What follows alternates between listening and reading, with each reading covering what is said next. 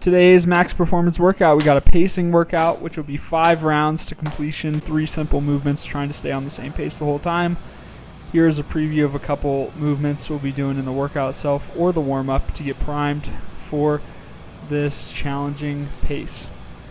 Here you see some burpees, going chest to the ground, feet off the ground, hands overhead. Here's the full workout you'll have access to. Feel free to take a screenshot if you'd like to use while you're working out. The warm-up itself, got 3 minutes, starting off on either a rower, a ski erg, or a assault bike. Whichever cardio machine you'll be using for the workout itself, whichever ones you have access to, I recommend that is the one you warm up on. And then you'll go into 2 rounds of 6 different movements. You can see those leg swings going side to side and front to back, as you see here. Just turning and holding on to something, trying to keep that leg as straight as possible. Reach as far back and as far forward as you can. Get those hips loose. Then we'll move into 10 push-ups. Chest to ground, pushing all the way up. Get you primed for the burpees that you'll be doing later on in the workout. You got 10 single arm banded overhead press. Stepping on that band, getting that elbow all the way down and driving up overhead. You got 10 banded pass-throughs, 5 jump squats, and then 5 tuck jumps as well in this warm-up. The workout itself is 5 rounds to completion, and the goal, as stated earlier, is to try to maintain a similar pace for all 5 rounds of the workout.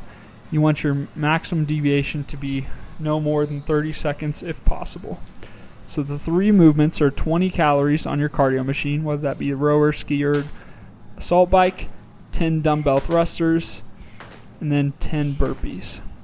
Go fairly heavy on these dumbbell thrusters. They should all be unbroken, but it should be challenging. It shouldn't be super easy just to launch those weights overhead.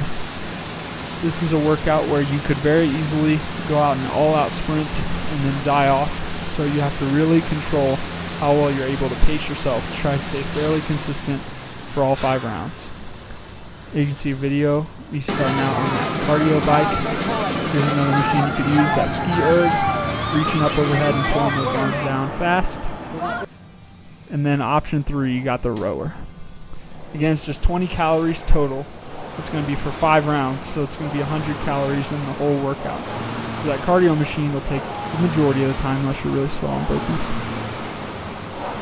When you're using the rower, if that's the machine you'll choose, try to drive with those legs more than anything, and then pull weight, lean forward, lean back, and keep your heels on the platforms if you're able to.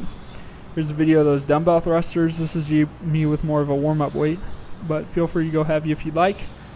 Using the legs to help drive those dumbbells up and overhead. And then 10 burpees as shown in the preview. This whole workout just takes somewhere around, for guys, 10 to 13 minutes or so if you're going pretty fast. Females around 11 to 14 or so if you're going very fast. But obviously you could deviate from there. The main goal is to stay on the same pace the whole time while challenging yourself. Strength portion, which is going to be Olympic lifting today, starting off with power snatches from the hip pocket. Be 2 sets of 3 reps, trying to practice that explosiveness and leaning back. And then we're going power snatches from the ground, 3 sets of 2 reps. So you're starting pulling from the ground and catching in that quarter squat after you get that barbell up overhead. And we got 4 sets of only 1 rep heavy squat snatches. You can see me with a little bit heavier of a weight than I was using earlier. And then here's me with a lighter weight, really focusing on the technique. Bringing the bar to the hips, not the hips to the bar. Getting a good, strong high pull and catching under that weight to keep my heels on the ground.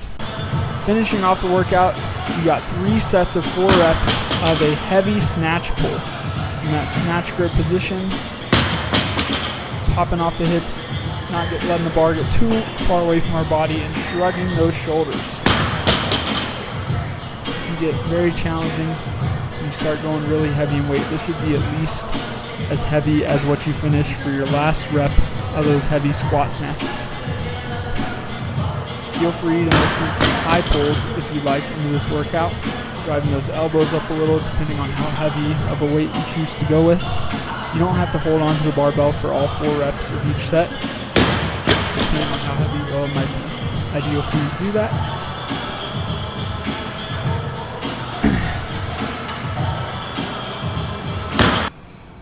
And then here is me showing with a little bit more technique, doing that heavy snatch pull with a lighter weight.